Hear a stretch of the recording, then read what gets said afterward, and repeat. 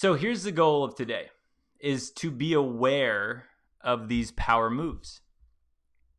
Ignorance is not bliss in this case. If you're ignorant of these laws of power, you'll get played. Here's what we're going to start with here, guys. We have the 6 power moves that she uses on you.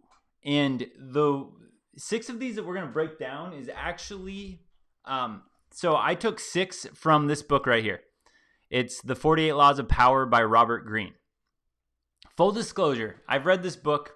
I've read a lot of books. It's not my favorite book. In fact, a lot of these laws of powers, I don't agree with morally when you look at them. There's a lot of them that just to me are like, that's not someone that I would want to associate with if people are using these. But when I was first getting into attraction and learning all of these things about, psychology and all that, this helped me learn a lot of things that I guess I was ignorant of before. So it's, in my opinion, a good defense awareness book. If anyone took this book and really tried to implement all these, I think that would corrupt you as a human being, in my opinion. Because there's a lot of these I just don't agree with. But we are going to zero in on 6 of these that I found from this book, and I'm going to kind of give you my perspective of how I've seen women use these and what to be aware of so you don't get sucked in to some of these power moves. They can get you kind of bought in. You're not sure why. So here's the goal of today, is to be aware of these power moves. Ignorance is not bliss in this case. If you're ignorant of these laws of power, you'll get played. Ignorance is bliss in some cases. It's not in a case like this, because these things have probably, I'm going to guess that all 6 of these moves have been, used on you at some point in regards to interacting with women, or even you might even see this with other just person to person at work and all these other things. You'll see some of these power moves, especially if you were in a corporate environment. So here's a preview of the 6 that we're going to go over. The 6 that we're going to talk about today is law number 3 is conceal your intentions. Law number 4, always say less than necessary. Law number 8, make other people come to you. Law number 16, use absence to increase respect. Law number 34, act like a queen to be treated like one. And law number 44, disarm and infuriate with the mirror technique. So like you guys can see there, law number 34, it was actually act like a king. But again, I'm telling you these moves that women are going to be using on you if you're in that environment. Here's law number 3. The 3rd law of power here by Robert Greene. Law number 3, conceal your intentions. Remember, we're going to put a lens on about how women are using this in the dating game. So here's the law. Keep people off balance and in the dark by never revealing the purpose behind your actions. If they have no clue what you're up to, they cannot prepare a defense. Guide them far enough down the wrong path.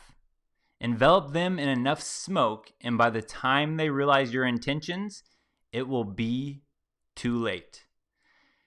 This actually piggybacks pretty well off of one of the old live streams that I just re-uploaded onto YouTube about the manipulated man and the different smoke screens that women are constantly putting up to keep you guessing.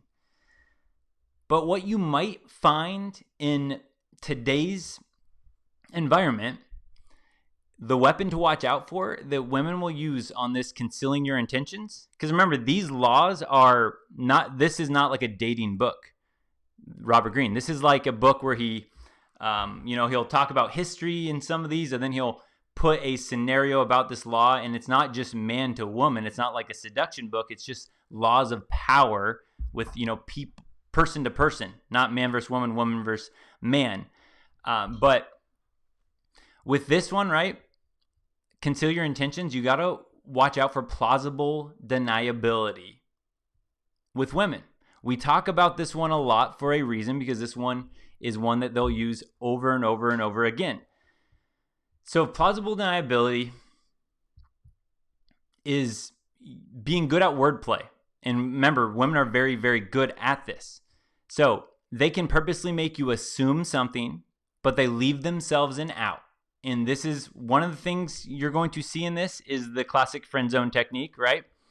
The plausible deniability is making a guy think, oh, wow, this guy, maybe there's a future here with him. So the guy keeps working for her and he stays in her orbit. She gives him just enough to keep him around. Oh, you're such a good guy. I would be lost without you. But she conceals her true intentions. Her true intentions are like, well, there's no way I would ever be with this guy. I totally see him as just a total friend zone, beta mon, whatever you want to call it. But she'll never tell you that, because if she told you the true intentions, she would lose the beta orbiter. A similar situation you'll see with this is, right, you're out at the bar, the girl's playing with her hair, she's giving you the eyes, she's flirting with you, and making you seem like she's into you. She's concealing her intentions. She probably has maybe she has no actual intentions of actually getting to know you. She's playing with her hair because she wants a free drink. You get her the free drink, then she's like, oh, I got to get back to my friends. Thank you. Runs away, right? So it's one of these laws that they're really good at concealing their true intentions. They're good at getting guys to reveal their intentions, and women are very good at not giving you what's actually on her mind. Actually, another one of this as well would be if she has a boyfriend. She has a boyfriend or a husband or something like that. She has a husband and she took her ring off. She has a boyfriend and she's not bringing up the boyfriend. You're flirting with her. You're buying her drinks or whatever. Again, don't simp.